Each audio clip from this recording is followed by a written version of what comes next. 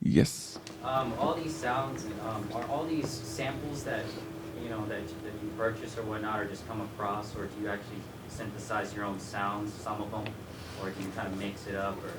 No, they these are all tracks of mine, which I produced earlier. Yeah, and then I just put them in live. So it's all my sounds, all my stuff, and only not even the samples in the machine are the original ones which I used in my track before. So I just bounced them and put them in the machine. Yeah, Do you use scenes a lot when you're performing? I seen a lot. Yeah, of course. Yeah, the scenes are the most important thing. Actually, it's um, that's how my that's how I get the track build up. You know, I start with the first one.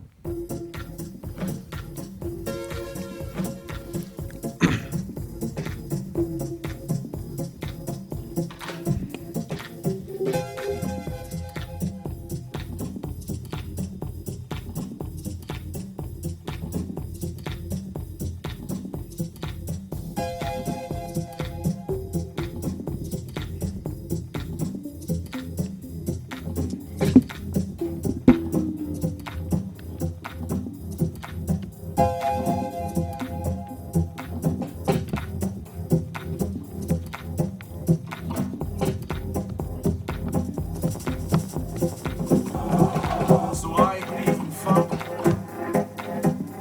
'cause funk believes in me. Just say hey wanna funk with me. Hey wanna funk with me. Hey, do you want to funk with me?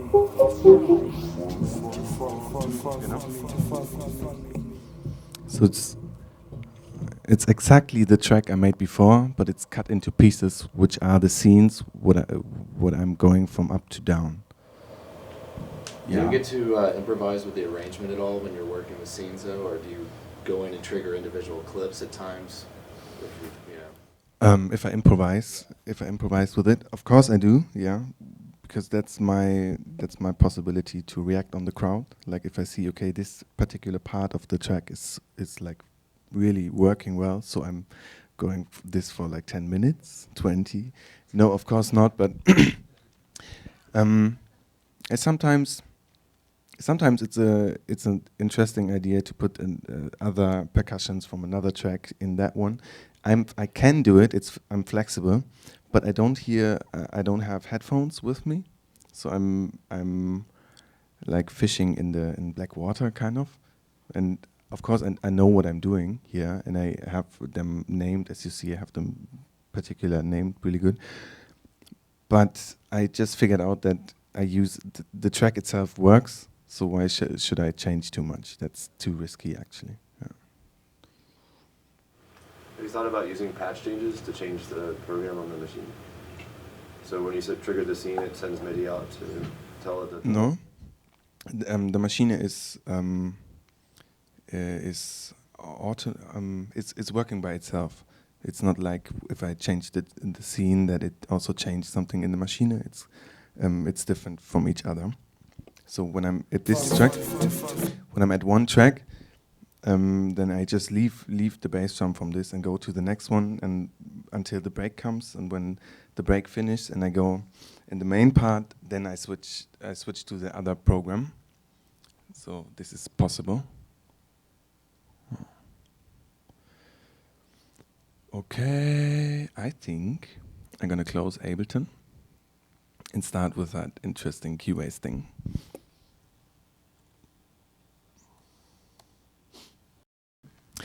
Yeah, because now it's getting interesting. Because the stuff in Ableton is only what I did in Cubase before, and this is where the magic happens. Yeah, and I try to do a track, at least a short one, maybe let's say 2 minutes or something. I'm using Machine 2. Actually, I'm not using it in my studio at home because I have it in my bag, and my bag is like in my living place, but not in the studio. So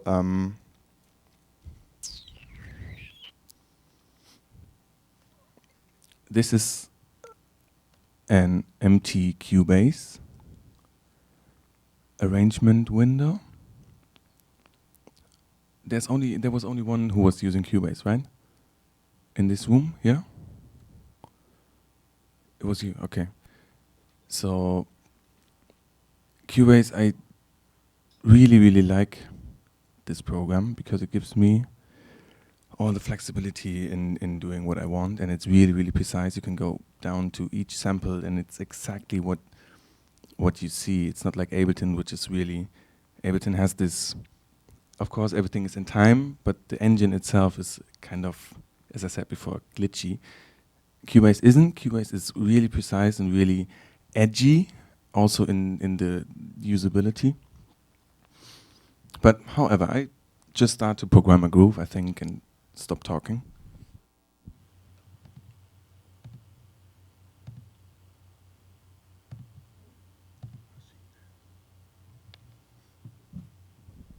Okay, the machine. Here it is, empty.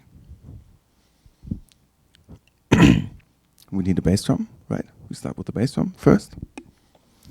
So I browse for some nice native instrument sounds. Kick. Do you see what I'm doing here? Maybe. Sorry. Okay, I got a browser in the machine which shows me all the sounds which come with the machine. So I got some bass drums from from Eamon Tobin, from Apparat. However, I take one from because this might be one. What about this one? Okay. What this? I take this. Mm-hmm.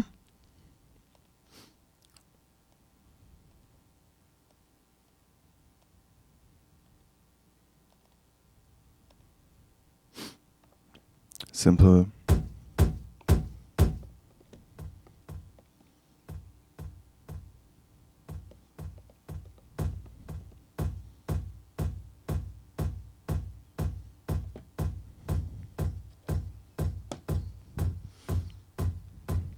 Okay, when it's about tempo, I like the 121, 123, 119, but this is like a matter of taste. I think it's not too important. So I'm going with 123. Can you see that? Yeah, you can see that. Okay, this bass drum is way too long, I think, and it sounds kind of. So I'm putting a envelope on the bass drum.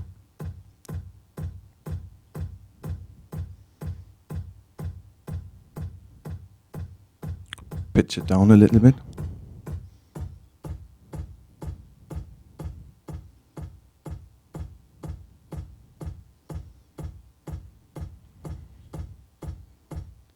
Okay. Some other bass sounds. What I do very often is I use bass drum sounds as bass sounds because it's percussive, and it's very precise, and it's, I don't know, I start and then you know what I mean.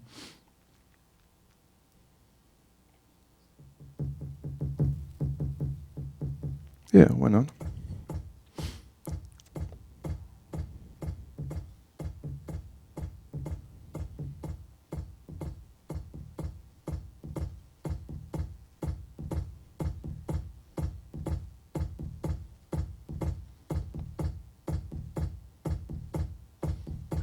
Hi-hat.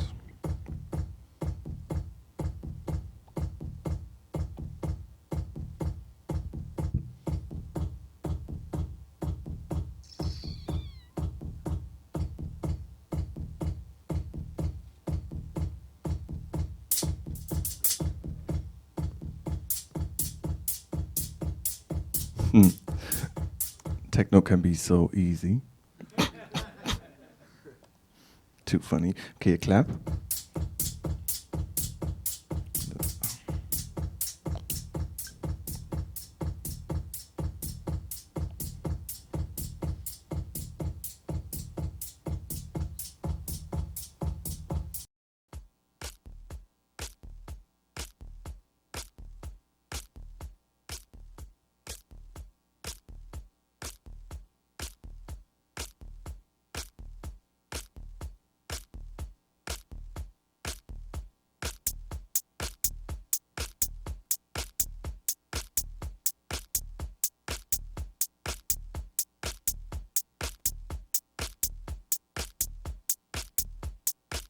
Okay, one thing, like in general, this is so basic. It's annoying that it's so basic. But whatever you do, look at the meters. Look what is going with the meters, and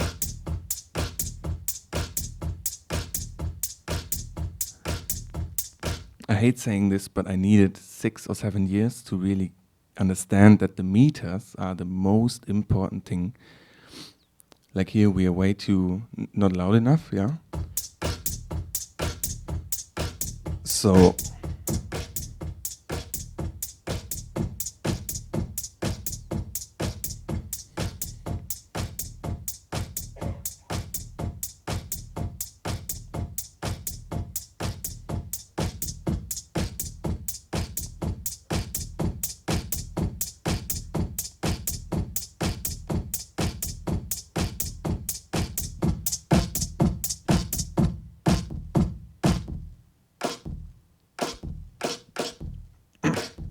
okay, this snare drum has some.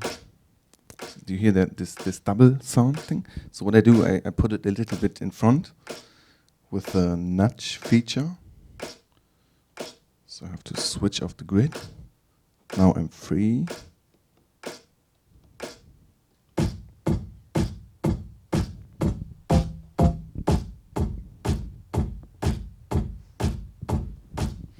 And when you do this, it's really interesting what happens with the meters.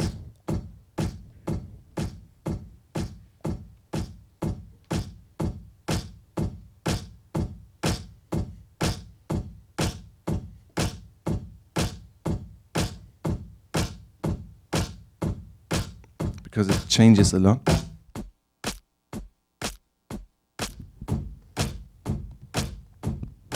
So now we got minus 1.8. When I go more in front. Okay, so we got this simple groove. And what I really, really like to do every time is include some real live recorded stuff. So I got this little thing here.